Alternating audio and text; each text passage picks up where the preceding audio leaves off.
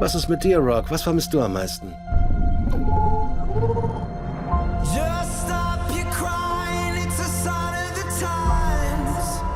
Du bist sehr mutig.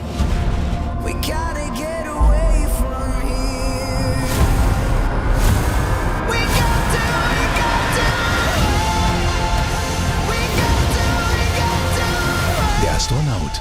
Ab 19. März nur im Kino.